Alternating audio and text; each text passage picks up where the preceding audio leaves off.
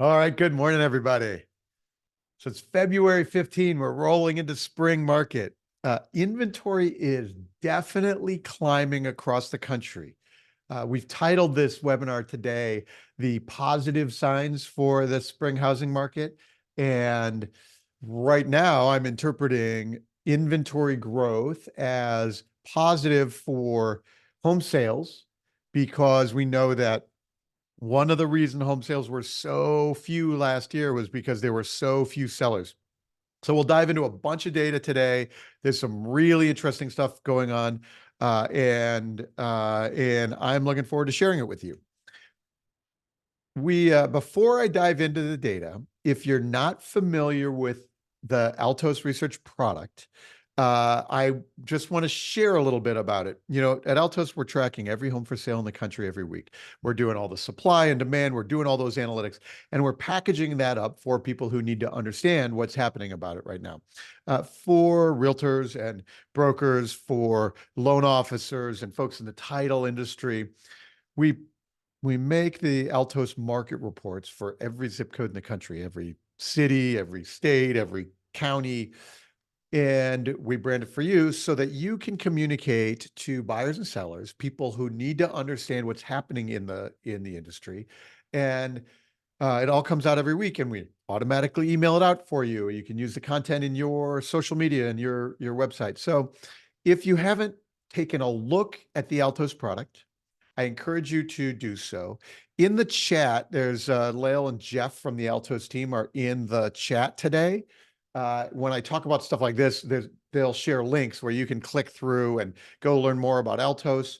Or if you are new to Altos and understanding and communicating with the data, we have our ebook. It's a free ebook, and it's how to use market data in your real estate business. And it's contains the scripts and the strategies for talking about the data.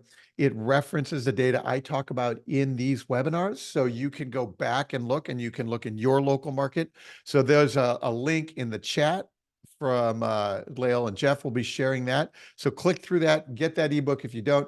It's really helpful for those of you who are trying to understand, like, how do I talk about the housing market?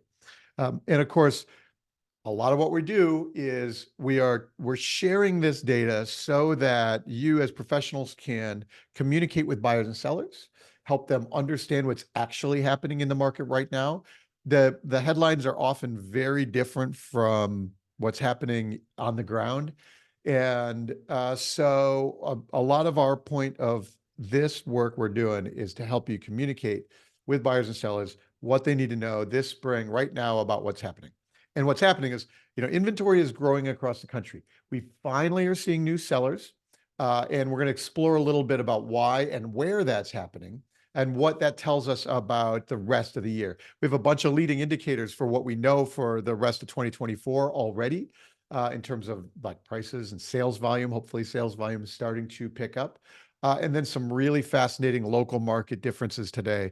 There are definitely places in the country where we're seeing market inventory climb, market slow compared to other parts where things are chugging along very quickly. So I've got a few of those that are really an interesting deep dive today.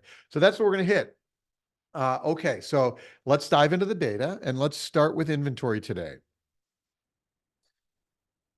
There are currently 495,000 single-family homes unsold on the market across the country. That is 12% more than last year at this time.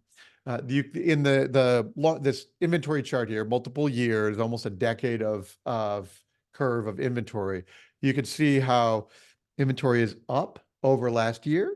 I use the dotted line so you can see last year, and you can see where 2019 is. You can see how much fewer homes on the market we have still than 2019. And when I talk about positive signs for the spring housing market, one of the positive signs is that we have more homes to buy. There's more selection for buyers now than there was a year ago, and definitely more than 2 years ago. Home payments are more expensive, mortgages are more expensive, so that makes sense that there are fewer people, there's less competition, there are fewer people bidding on those homes and buying them up. There's inventory is building a little bit. it is at some point, there's a scary thought about what if inventory builds too much? What if it gets out of balance with the buyers? At what point does inventory building create downward pressure on home prices? Well, I think the long-term perspective here really helps. So we still have about a third fewer homes on the market now than we did in 2019 at this time before the pandemic. And so while we can see every week inventory is growing, it's growing a little more than last year. It's inventory ticked down this week, week to week, and it'll fall again next week in February. But the spread from last year is a little bit bigger each week for like 3 months now. So last year at this time, inventory fell 3% in a week, and this year it only fell 0.5%. So the spring market was rates were lower at that point yet last year, and so there were more buyers coming in and buying the stuff that was on the market, and there were fewer sellers. So inventory was falling faster this time of year last year. But so each week we can now see inventory growing, and in the next several weeks, probably by middle of March, inventory will be growing week over week. We'll start turning the corner and coming up again. But and so we continue to expect to see inventory growing all year long. And why is this? If you've been on these webinars, you've seen me share this view, but I like to reiterate the rule of thumb is that inventory rises as mortgage rates rise, and available inventory falls as mortgage rates fall. Sometimes this is counterintuitive for folks. They think that we need lower rates before we'll finally see some sellers this year. But actually the data shows us that the opposite is true. And what we look here is the green parts, the little green shaded sections, are when rates fell, were low and falling. And you can see that each year inventory falls during those times. So 2020, rates fell dramatically, inventory fell dramatically. By 2022, 2 years ago now, rates had turned the corner and were rising quickly, actually starting in March, and inventory rose very quickly, spiked right alongside it. We're now 2 years in to rising rates. And if rates are off from their November peak, but they're over 7% now. They're higher than last year at this time. They're higher than 2 years ago at this time. Inventory is higher than last year at this time. It's higher than 2 years ago at this time. And so you can see exactly the correlation of rising rates means greater inventory.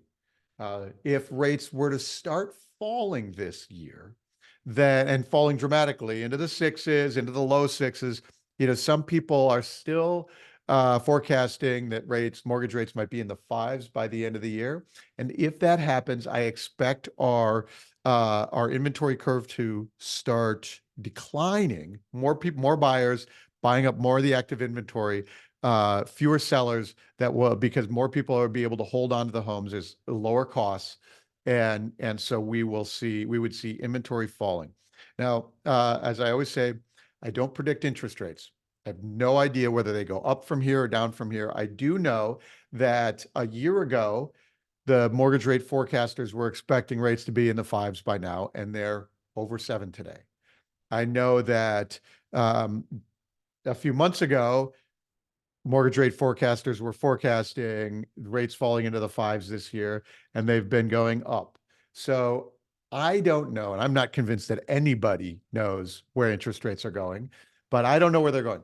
If they go down into the low sixes and fives, then you should expect that buyer competition heats up. More homes get taken off the market. They get bought. Fewer homes need to be sold because you don't have to finance the next one. And as a result, available inventory falls. So there are buyers on the fence right now, home buyers on the fence right now, who are waiting for mortgage rates to fall before they make the move. And I mean, that's totally understandable. It would be a lot nicer if rates fell down to 6%. My payments I'd save myself hundreds of dollars a month. I'd like to wait till that happens. What they probably don't realize is that if rates fall quickly down into the sixes, there's a lot of people doing that exact same waiting game. And so competition will heat up. Selection will decline because there's more competition buyers, there's fewer sellers. And so this is counterintuitive. A lot of people are expecting, say, well, when rates fall again, that means we're going to have more sellers and more inventory. When rates fall, we'll actually have more transactions, but selection for buyers is going to be worse. And really what we're looking at here, these are the homes that are sitting on the market, there's the ones that are unsold. And so that's the pattern that we can see. If rates rise from here, so in the last couple of weeks, the jobs data keeps coming in really strong, stronger than the market expect. So people are really well employed, wages are rising, and inflation numbers were also higher than expected this week. And as a result, the bond market rallies, pushes up yields, that pushes up mortgage costs. And so if the economy continues to perform unexpectedly well, you can imagine that mortgage rates could go up from here. If rates go back up to 8, that's going to slow things way down, and my headline will be changed from positive indications for the spring market to maybe negative indications for the spring market. Let's look a little more at what's happening with inventory around the country. So in this view, the red states have more inventory on the market now than a year ago. The blue ones have less inventory than a year ago. And you can really see the Gulf states are where inventory is building. Texas, Florida has 30%, 33% more homes on the market now than a year ago. While some of the Northeast, Midwest, and Western states are still fewer homes on the market than a year ago. In pretty much all states, the gap from last year is closing. So even like in California and Nevada, a month ago, Nevada was 30% fewer homes than the year prior. California was 12%.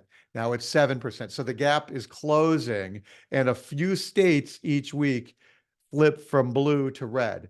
So by this summer, we can expect that pretty much everywhere is going to have more homes on the market than a year ago. We can see it pretty consistently. And the reason is largely because I think two things. One is mortgage rates are higher than a year ago. And when mortgage rates are higher, that means fewer buyers are happening, right? So less demand, inventory can build. But also it means that owners need to sell. If I'm moving, I am less likely to hold on to my first one. Now I need to sell it to finance the second one. So the first one now gets added back into active inventory. And during the last decade, when rates are 3%, it's very easy to hold on to both of them. So we start to see more sellers. Sellers sat on the sidelines last year, and so a lot of those folks are like have delayed that moving decision, waiting for rates to come back down. And of course, it's how long are you going to wait? Sometimes those life decisions drive it. So that we now see sellers are starting to inch back into the market. And in general, I think this is a positive sign. More sellers means more sales can happen. But we are on the lookout for out of balance. Are there too many sellers compared to the buyer demand? As of right now, I don't see signs that it's out of balance, but we can definitely see it inching up each week. So you can see real regional differences here in where inventory is climbing. And I'll show you when we dive in the second half, we dive into the local markets. I'll show you a couple some of the local markets in Florida where you can see inventory is now at the highest levels in a bunch of years. So there's some real local changes happening. Let's look at the new listings rate. So these are new sellers each week, new listings that hit in the market. Each squiggly line here is a year. And so the gray ones are past years, and they're gray so you can see how many homes are normally being listed each week. The light red line is last year, and you can see last year, very few sellers. So few sellers, all year long, way below the normal levels of sellers. And if you were in the market last year, one of the challenges is that there's nothing to buy, and therefore buyers didn't have the selection, and so we had a supply constrained market. If you look at the left side of the chart here, you can see the dark red line is 2024. That's this year, starting to build. And each week we have a few more sellers than last year, the same week a year previous. So you can see the red line's a little bit higher. This week, 14% more new listings than a year ago, 14%. So that's like a real growth in the new listings volume. We can see that, and I expect, because this has been durable, it's been actually since December or so that we it's like maybe 3 full months now. Each week, more new listings than the week prior. So that is looks durable. Looks like we're going to get significantly more inventory for the year. That's good news for buyers, but that is unless rates turn around and hit decline, then you're going to watch this number start to fall again, because we'll see a little bit more. We'll see more transactions, but we'll see more people holding on to the homes. They don't have to unload them to finance the next one. So we can see new listings growth. It looks durable. It's actually pretty significant, 14% this week. And it's noisy, it bounces around a little bit, but watch that trend. That's at this point an encouraging sign. You can also see that the red line, the dark red line, is still way below the previous years, the pre-pandemic years, the light gray lines. Not uncommon to have 60, 70,000, 75,000 sellers at this time of year. And we were at 51,000 that were listed, and there's another 14,000 that were already listed and already in contract. But so you can really see that it's not a flood. It's not like a panic. It's not there's not like people unloading houses but we can see growth. And so that's why it's a positive sign. When I talk about the new listings, it's a fascinating phenomenon that we hit during the pandemic, and it's what we call the immediate sales. These are homes that get listed and then they take offers right away within hours or a couple of days, and they really don't actually add to the active inventory, right? They're already sold by the weekend, or they're already in contract. And so a buyer who shows up on Saturday looks around and says, well, there's only 497,000 single family homes on the market anywhere in the country right now. So what we're doing here is, the taller the bar is the more sellers in a given week. The light portion of the bar are those immediate sales. So those guys are already off the market. They're already in contract. During the pandemic, it was like a third of homes were getting listed and going into contract immediately. That was, bidding wars and all the multiple offers. And, there were lots of those immediate sales happening. What we can see here is at the right end of the chart is, you can see the listings jumped this week, more sellers, but we can also see that the light portion of the bar, the immediate sales, is also bigger than last year at this time. So 6% more immediate sales than last year at this time, and while we have 14% more new listings, and you can see that how the bar is higher than last year. It looks like we will continue, and we'll be able to have we'll definitely exceed the sellers for that incredibly restricted 2023 that we had last year. It won't be as big as 22 or 21, but we're definitely on the rise. Now, what I'm looking for in the immediate sales is making sure that we don't have rising sellers and shrinking immediate sales. So this is like a really quick glance at the organic levels of demand. How many buyers are out there waiting for the new listings? We saw growth this week in those immediate sales, so it's growing, and so that's an encouraging sign over last year. But it's something like I look out for, because if we get in a mode at 7% mortgage rates, we have affordability challenges in this country. It's hard to afford those payments. And so there are mortgage thresholds where buyers go, I'm not buying. And if we get to those affordability rates, so you can see, or if we hit things like we finally roll into a cycle of job losses, for example, the economy cools, people are now more afraid. Those folks don't make offers on new homes. They're not out forming new households and starting families. They hold back on that. Demand could weaken there, and we would see it in the new listings and the immediate sales data. We'll see it in a bunch of areas in the data we're covering today. But that's what I keep a lookout here for. What we can see is the good news is that selection is rising for buyers. We can see for those of us in the industry, more sellers implies more sales can happen this year. And so as of right now, that's what we're keeping our eyes on for the year. Here's a leading indicator I haven't shared before. There are, in certain parts of the country, certain markets, there's a marketing technique using coming soon. There's a yard sign. It's even listed. You can search it on the MLS and you can see coming soon. It's not actually listed, but you can actually, the marketing has started for the homes. And as the coming soon phenomenon, that tactic has grown over the years, that's one of the contributors to the immediate sales, right? People know for weeks that this one is going to be offered, and therefore they are ready to make an offer as soon as it gets listed. And therefore, this coming soon is a fascinating marketing tactic. But what it tells us is, like, we can see 3 years here, 2022, a lot more activity happening, a lot more people, especially in 2022, they're like, if we're going to sell this house, we need to get it out now because everybody knew mortgage rates were rising. And in that light line, you could see in July, right in the middle of the chart, after July, if you were listing your home in July, everybody knew you were behind the curve. And so you can see how quickly the coming soon properties dropped off after July of 22. And you can see, wow, sellers have pulled way back. It's a really fascinating view.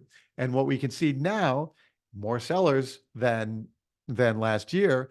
We can see that we have, 10, 15% more coming soons each week. And these are ones that are going to be listings in the near future, in the next few weeks. And so as a leading indicator, it shows us that momentum is still underway. Now, not all markets use this technique. I know I see it in California markets. So it's a few thousand homes. It's not tens of thousands, but it's a really fascinating view of what's going to happen to inventory in the future. And right now, it shows us more sellers all spring.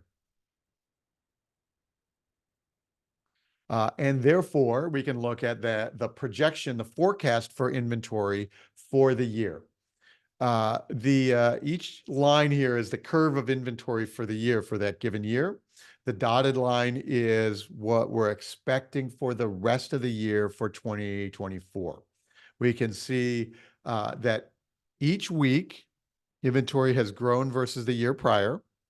And so we're now at 12% more homes on the market than the gray line 2023. We could see that I expect that to continue, that trend to continue for the year. Again, this is assuming that rates stay in these upper sixes, lower sevens. If rates go higher than that, this inventory line is going to climb faster. If rates go down into the sixes, you're going to see it compress and get closer to that curve from last year. And we'll have fewer gains on inventory than we had this year.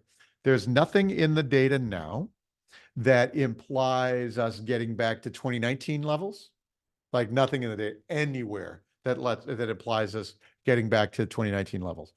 As I mentioned, the rule of thumb is rising in interest rates create rising inventory. Falling interest rates create falling inventory conditions. And so multiple years of rates in the sixes and sevens or higher is what gets us back to the old normal levels of 2019. Multiple years of higher rates gets us there. If we have a condition where rates fall into the fives or down as the economy changes, then I expect that that'll start compressing back down and we'll be closer to the the new normal, the 23, 22 levels of inventory without and so like the when people want to know when do we get back to the old normals, it's multiple years. It took us a decade of low rates to get back down to this level. And so multiple years at higher rates to get back to the old levels is what we're looking at here. So expect to end the year about 590,000 single family homes. Started the year at about 500,000. So like there's inventory growth in, or 525, I think. So it's inventory growth a little bit each year that we stay higher rates. Okay, let's switch over to the sales side, the pending side. We have right now there are 297,000 single family homes in contract. That is 2% more sales than a year ago. And if you followed the webinar December and January, at the time we were looking at 10% more or 5% more sales. December and January were building sales, but then in January mortgage rates rose. We're now back over 7%, and home buyer demand slowed, very directly related to those rising rates. And so now we went from, I was expecting in December or so, as I was looking and saying, wow, we could have 15% home sales growth this year. Right now, we're only at 2% home sales growth, so barely eking out any gains. The market's trying to do gains, but man, when rates go back up over 7%, a few offers don't get made. Those homes don't go into contract. So, like, it's a direct relationship, and we can see how sensitive consumers are to changes in mortgage rates. The first rule that I've been trying to communicate is that higher rates creates more inventory. The second rule is that consumers are more sensitive to changes in rates than to the absolute levels. So if rates stay, for example, in the upper sixes, 6.7, 6.8, then and stay relatively stable this year in that range, we will see sales start to grow. Each week, year over year, we'll start to see sales growth. But if rates move from that upper sixes to, say, 7.5, consumers are very sensitive to that change, and then those offers don't get made, and then our sales growth evaporates. Likewise, if rates fall, consumers are there. If I'm shopping at 7%, and in 2 weeks rates are at 6.5 or 6.4 or something, now I take action. And so it is the change in rates that consumers are sensitive to, and so that's why buyers who are, for example, sitting on the fence right now, waiting, may not realize how many other people are sitting there waiting right along with them and ready to take action when they are. So home sales are trying to grow, but the mortgage markets are not cooperating, and so we can see just a 2% more sales growth than last year. And in this chart, we have the height of the bar, more homes in contract. So these are homes in contract. They'll close in February and March, and you'll start seeing those sales numbers in April. You'll see, but we already know what's in contract. We do know that this week there's 2% more total. There are 3.3% more sales than new contracts this week. So it's trying to grow, but man, as soon as rates jump up, we can see that demand curve starts to tick down. And here's what I mean. If I plot out the year-over-year changes in new contracts, so what we could see is there's a line here at 0, And so that means same number of sales in a given week than the year prior. Below that line is the market is shrinking. And all year long in 2023, the market was shrinking. Fewer sales than the year prior, and all year long, 20%, 30%, even 40% fewer sales. But by end of December, early January, we could see the new sales rate was climbing. The sellers were coming back, the buyers were coming back. We could see that starting to grow. But then rates spiked in January, back up 7%, and the growth rate ticked back down. So right now, we're just eking out tiny little gains over the year prior. It feels to me like we are past the worst of the slowest market, unless rates spike to like 7.5 or 8. If they stay in the sixes, then we're going to see that sales growth. We're going to see some sales growth for the year. If they stay in the upper sixes, maybe it's a few percent sales growth. If they fall to the low sixes, we're going to see that accelerate, and we'll end up with 10 or 15 or more percent sales growth in 2024.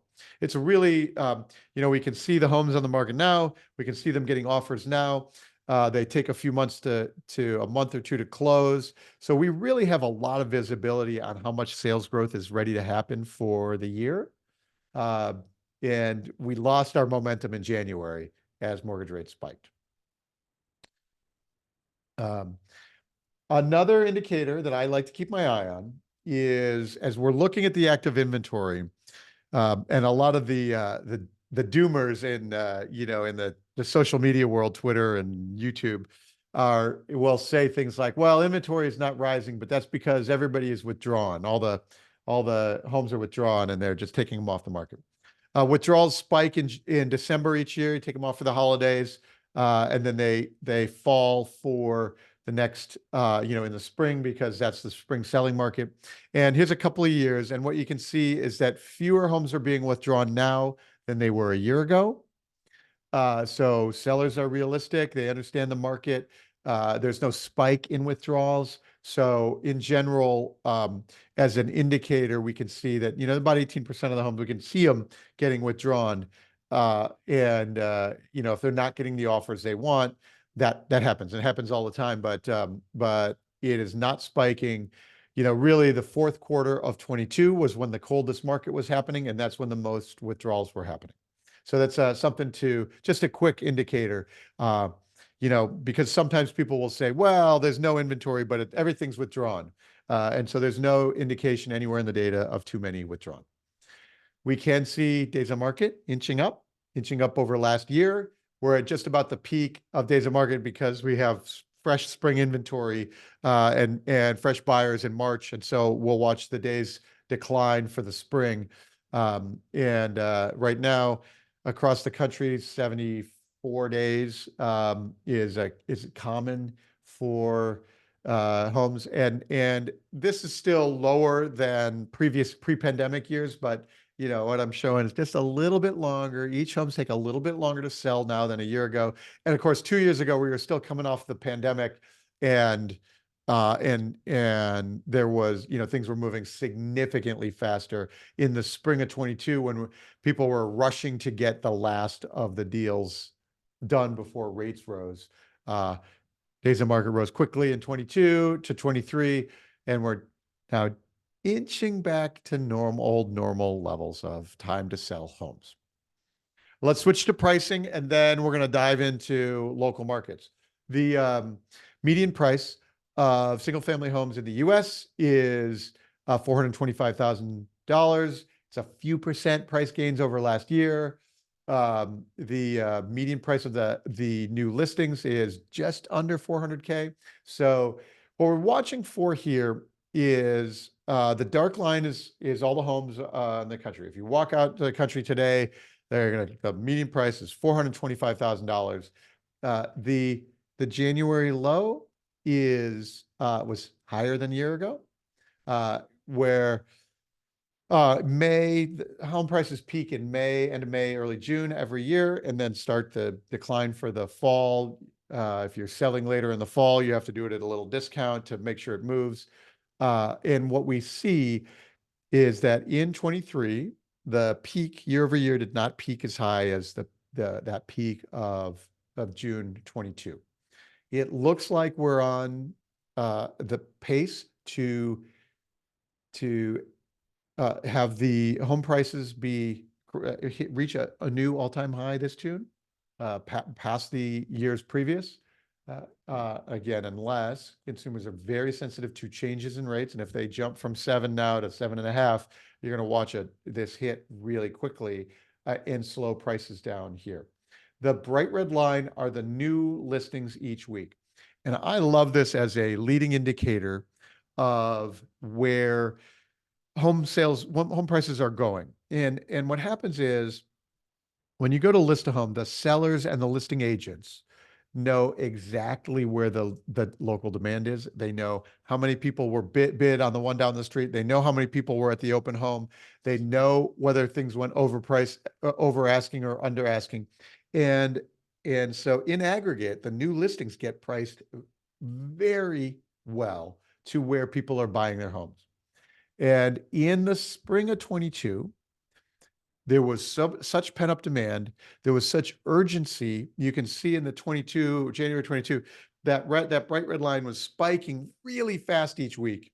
As each week, sellers were like, well, I'm still getting my price. And so that was a really strong leading indicator. But it also changed abruptly right in April of 22. And you could see by then, sellers said, oops, I've missed my window. And so they stopped doing their home price increases. So you can use that bright red line to see. And what it shows us right now is that we are continuing to have slight home price appreciation for 2023. It's not dramatic. It is slight appreciation. It is a little bit each week, 5% higher than a year prior. And it continues to be along those lines. As demand shifts during the year, especially with mortgage rates, but it could be also with economy changes. Right now, the economy is super strong and has been coming in extra strong with job gains and wage gains and even inflation pressures. That has kept housing demand steady enough at these prices, at these mortgage rates, that would have just marginal little bit of home price gains over last year. There's no signal in the data of a big gain for the year. There's no signal in the data for prices declining, just slight increases. The signals right now for prices for 2023 are a little softer than they were last year at this time. Last year, this time was surprising because we were coming off that really cold fourth quarter. And so it was surprisingly strong. And this year is positive, but not quite as strong. When we look at the homes that are going into contract, so these are the ones, this is the earliest proxy for the sales. We can see median price is $380,000. We can see that it's a few percent higher than last year at this time. When looking at the 3 lines here, 3 years in a row, you can see the bright red line for March, April, May, June was year over year home price declines in 23. And then in the second half of 22, that's when consumers really backed off, and you could see where prices dipped in June and again in October in 22. So we finished the year last year with home price gains, and this year we're starting the year with home price gains as well. And that looks to continue all year long as we have some stability in mortgage rates. Let's finish the national data with price reductions, and then we're going to go look at some of the local markets. As of right now, just over 30% of the homes on the market have taken a price cut. That is right in the normal range. So the gray band there is normal, right around 35%. This is the time of year when the fewest homes need to take price cuts, right? You have new listings, fresh new inventory. You have buyers looking. But as the year goes on, if you listed in February and you didn't get your offer, now it's April, you start doing price cuts. What we can see at the left end of the chart here, we're in the normal range. There are actually fewer price reductions than last year this time. Last year, the line was declining quickly, very sloping way down. That was the market recovering from the very cold fourth quarter of 22. This year, there's not as much to recover, and so you can see the lines are converging, meaning that there's softer future price signals now, and that the slope is less than it was last year at this time. And again, this the pink line from 22 and the bright red line from 23 show us how sensitive consumers are to changes in mortgage rates. And especially in September of each year, September of 22, we had a spike. Mortgage rates went from like 6 to 7.5. In September of 23, they went from like 6.5 to 8. And in both of those years, we can see an upturn in price reductions because mortgage rates go from 7 to 8. Then if I'm shopping at 7, I suddenly don't make that offer. The sellers who are on the market that don't get the offers, now the next week they have to do a price cut. So you can really see it to the week when those spikes happen, the price reductions happen as well. And likewise, we can see all January and February mortgage rates have been climbing this year, slightly less recovery than the year prior. So you can see it in the data. And if rates fall, you're going to see like the 2020 line, this sort of black line here, rates started falling dramatically in March, price reductions started falling dramatically. They shifted that corner on that 2020 line. So you can really use price reductions as an immediate indicator of demand in the market. Now let's shift and let's go look at local levels, some metro levels of price reductions. This is the Altos system. I have I mentioned early in the webinar today, if you are unfamiliar with the Altos system and you need to communicate with buyers and sellers, you need to get your Altos reports in your inbox every Monday. And you can look at the reports here. I've got 8,000 people reading my reports this week. I've got 182 new people into my funnel who are getting my reports. I can see though in my advanced analytics page here, I've got a chart where I've got the top 50 markets by price reductions. So we were just talking about price reductions and what it tells us about the strength of the market, about the demand from consumers. Now, normally 30 to 35% of the market takes a price cut. Some markets it's more. These Florida markets generally closer to 40% is more normal.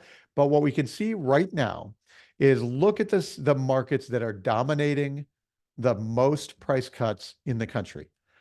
Sarasota, Florida, Tampa, Florida, Punta Gorda, Florida, Daytona, Florida, Cape Coral, Fort Myers. Look at this. So you can really see how the market has shifted this year. And we can see that even a few months ago, Austin was the leader in price cuts back in the fall. And now Austin is down the list a little bit in the 30s. And it looks to me like Austin sort of found a floor where the Florida markets are much notably slower than the rest of the country right now. So let's dive into some of those local markets. I have Cape Coral, Florida up. I was doing Cape Coral, Florida yesterday with a client, Robert Slack group in Florida, there in Orlando, and we pulled up Cape Coral.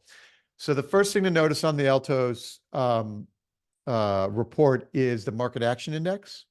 The market action index works like a speedometer. The higher the tighter supply and more demand, that speedometer goes up. And right now we can see inventory is built enough in Cape Coral, Florida to actually be in the buyer's territory. And one great way to use this when you're working with buyers and sellers is you say, look, when we have your house listed, I'm going to put this report in your inbox every week. I just want you to look at one number. If this market action index is falling while we have your house listed, that's the market giving us a signal that your buyer competition is falling and your sellers are increasing.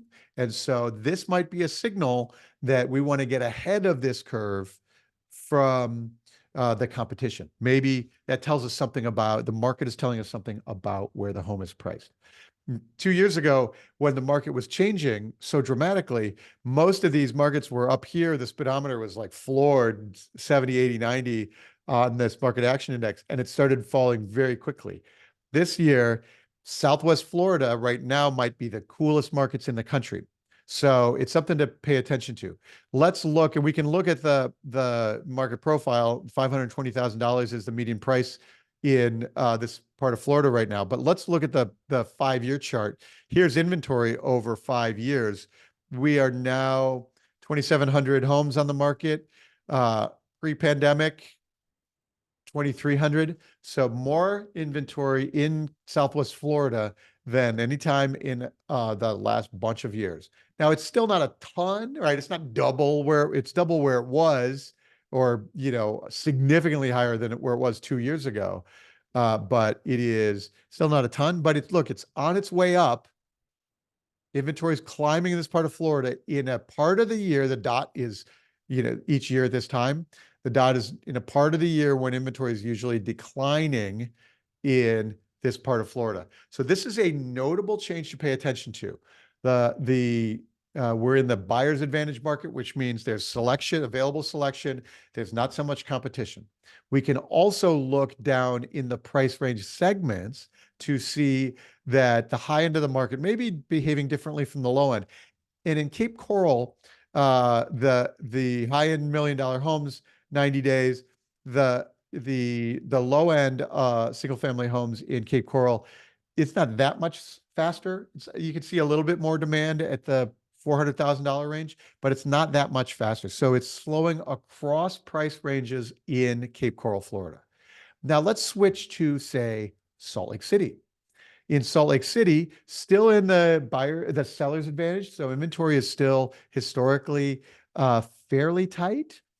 We can see the percentage of homes with price cuts is now 31% in Salt Lake. So significant recovery from 18 months ago for Salt Lake City and a lot of the Western markets. So remember, we were looking at inventory in Cape Coral, which was on the rise this spring. Look at where Salt Lake City is. Salt Lake City is roughly the same, 2,000 or 3,000 homes. Right now, there's 1,500. It is fewer homes on the market than last year at this time. Still, obviously, a lot more than during the pandemic craziness. But you could see this moment in 22, the second half of 22 was when inventory really spiked. We had decent recovery last year.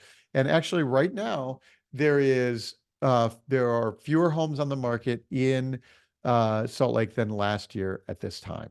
We can look at the price reductions over history.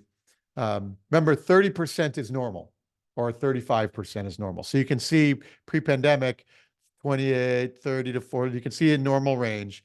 Then during the pandemic, suddenly 8% of homes, only 8%. So a third of homes thought they were overpriced. Maybe it was a seller, a wacky seller that was fishing, but 92% of them got their offer. Only 8% needed price cuts. Right now, we're back down to 30%. You could see as the market cooled, it went from 8% to almost 60% of homes needed price cuts at the end of 22. And then we had recovery. We had recovery last year, back into the normal range, much more balanced market in Salt Lake City. But here, let's look at the price ranges, right? High-end Salt Lake City, $3 million homes. These are taking 4 or 5 months to sell. And you can see exactly where the demand is in Salt Lake City. Under 500K, moving in 49 days, moving very quickly. You can see 108 sold versus 43 in this price range. You can see exactly where the action is in Salt Lake City. It's very meaningful difference than say for something like Cape Cod. Now, or Cape Coral, sorry. We can look at some of the other Western markets behaving similarly to Salt Lake City. So this is Riverside, Inland Empire, California. We can see that in our slight sellers advantage market, we can see price decreases. In general, California has fewer price cuts than most of the country. California has a chronic shortage of inventory per population because of the tax laws in California. Your property taxes never go up, so you never sell your house. So we have chronic shortage of inventory for the number of people. And so one of the things going on right now is in the Florida markets and in Texas. In Texas, you have property taxes that are adjusting higher very quickly. So my ownership costs are rising. In the Florida markets, you might have noticed that insurance costs are rising very quickly. And so costs there, home ownership costs are rising. So that incentivizes me to sell. In California, that doesn't happen. Taxes don't go up. So you hold on to it. And so you can see that in Riverside, you used to have maybe 13,000 homes during the pandemic, 3,000, and now we're at half of normal.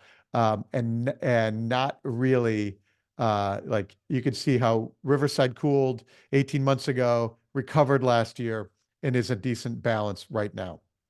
The middle of the market is where the attention is in Riverside. These $500,000-$600,000 ranges, where the low end of Riverside, these are older homes, 48 years. They take longer to sell, and then of course the more expensive stuff takes longer as well. Let's do Richmond, Virginia, and then we'll wrap up. In Richmond was interesting. It's not behaving like the Gulf states. It's behaving like the Eastern Seaboard states and the Northeast, where we have a even stronger sellers market, tighter inventory than we were looking at in Riverside and Salt Lake City.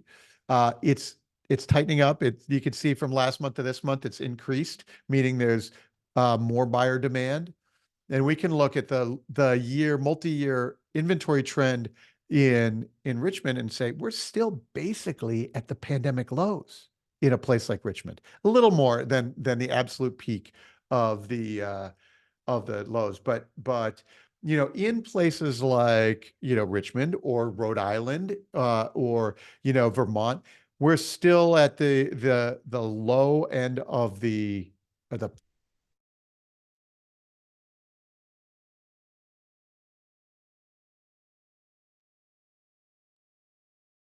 So we could see that across, and I showed that in our the map. You could see exactly where the inventory was growing across the country. But in general, starting to rise a little bit, 1,500 rather than 1,200 last year. So inventory is still very low, but starting to inch up a little bit higher in Richmond. And in Richmond, you can see exactly where the demand is. So at the 800 grand range, 91 days. Down here, the most affordable ones are moving the most quickly. Anything under 400,000 in Richmond is moving very quickly. So you can see exactly where that demand is. You can also see new construction versus existing construction, and you know exactly what you're getting here. And of course, the more expensive places have bigger lots. So you know like exactly what the buying is in Richmond. All right, that's the time we have on the local data. And I just like to say, I'll reiterate, as I've been talking about the data today, if you need to understand about the data and you want to dive into the metrics that I talk about and think about how to position with buyers and sellers to help them see what's happening, go to the Get Our Free ebook, and we'll post that in the chat right now. Click that, get that free ebook. It'll really help you learn about what we're talking about. And as always, I encourage you to go book a demo. I don't have time to do all the local markets today. So if you want to go see your local market, book time with our team. We'll look at your local market. We'll talk about how you can help you see how to get the data rolling for your business right now. All right, everybody, I'll stick around in the chat. We'll make sure all the questions are answered. Thank you so much. I appreciate you attending, and we'll see you next month.